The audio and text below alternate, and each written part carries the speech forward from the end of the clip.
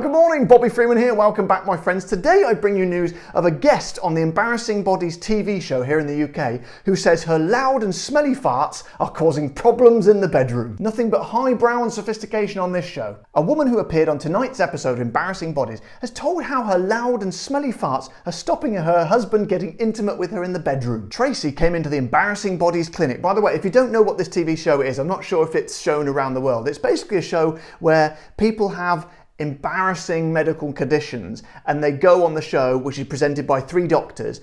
They get it all seen to, and I think they get free medical care, but the downside is they have to show everybody who's watching their most intimate parts of their body. I mean, and there's no holes barred, if you'll pardon the expression. They literally show everything. But anyway, let's find out about this lady who's gone and talked about her farts. Tracy, 56, came into the clinic and told how she'd been suffering with persistent wind for 17 years, which had worsened recently after she started eating meat again. The massage therapist revealed that when she gets into bed, the whoopee cushion gets let loose. So straight away there, I'm a little bit suspicious here, because why are these farts only appearing when she goes to bed? Because surely farts are kind of an all-day thing, depending on when you eat. But by the time you've eaten a bit of breakfast, bit of lunch, I'd say certainly by brunch or lunchtime, the farts should have shown themselves, if they've got any decency. So the skeptical side of me is thinking, maybe, just maybe she's saving these up in a kind of a sort of a practical joke, an amusing practical joke to play on her husband when she goes to bed. Because we've all done that, haven't we? I do it, we all do it.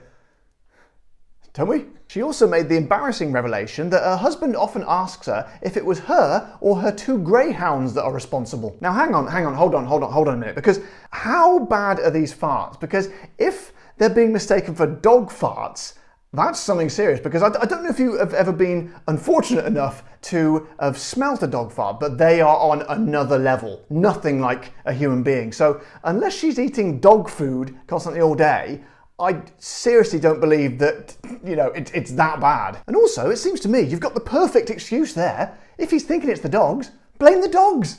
Blame the dogs. I suppose then you'd kick the dogs out, then you got the same problem. But at least give it a try. That's what most people get a dog for, isn't it? I've got 2 greyhounds and they are particularly smelly. And he will actually look at me and say, was that you or the dog? And I'll say to him, oh, that was me. Sorry. You see, there you go. The perfect opportunity. Although I suppose that could backfire slightly if you come home and he's giving the dogs away or just let them out near the railway. Okay, let's just slow down for a second, because I can see a few ways out of this. Number 1, as I just mentioned, blame the dog, although that does have some fundamental flaws, as we've just discovered. Secondly, she said herself it was the meat that seems to have triggered it. Since she's been eating meats, they got a lot worse.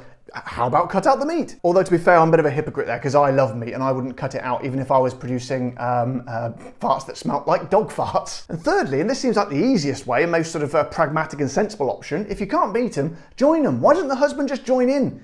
He can give as good as he gets. Get him to sort of eat a lot of chickpeas and baked beans and just join in. Have a whole sort of flatulent competition every night when you go to bed. Sounds brilliant. It's like living the dream. Although, to be fair, they did say it was ruining the intimacy, so I don't see how that's going to solve that problem. In fact, it's going to make it much, much worse. So there is a 4th option here, and this is the nuclear option. Now, I've actually employed this method myself when I've been in the early stages of a relationship. When you do, it's like you wake up in the morning and you've got one, you want to clear a bit of the night air, to put it politely, but you don't want to wake up your new partner who you're still trying to impress. So there is this one, and it's not without risk, okay? And can I just say, just to cover myself in case anyone did this, I do not recommend anyone does this. I'm just saying this was something that I tried myself. What you do is, gather around. What you do is, you go over, you sneak, while they're still asleep, if you're lucky enough that they're still asleep, sneak over to the window. If it is safe to do so, I cannot stress this enough, if it is safe to do so, if you were on a very high-rise building, in fact, most bedrooms are sort of high enough to fall out and die from. So as long as it's safe, look how many times I've said that now, as long as it's safe to do so, just fart out of the window. What's the problem with that? It's the perfect solution, and it's a victimless crime. Except perhaps on the off chance the postman happens to be delivering your mail on that day. But again, you don't know the postman. Well, you might do actually. It might be. I'm not sure this is such a good idea. But it seems to me there's no perfect solution, and that is the least bad of all of them. But again, please don't try it if there's any danger of you falling out the window, for the love of God, because I do not want to be sued. Anyway, that's my kind of rather clumsy attempt to solve this problem. That's probably why I'm not a doctor or any form of life coach. Some problems don't have a perfect answer, do they? So for what it's worth, that's mine. Heed from, if you can heed any grain of a sensible idea, a semblance of a sensible idea, I'll be very impressed. So guys, a bit of a strange video today. I don't think we really came to a logical conclusion. However, I think it's important to deal with these difficult issues on this show and handle the thorny issues of the day. So if you appreciate that, then please show your appreciation by subscribing to my channel if you haven't already. Press the like button on the video, or if you want to support the show, head over to the Patreon page or click the join button below this here video. But until next time guys, I'm Bobby Freeman. Stay safe.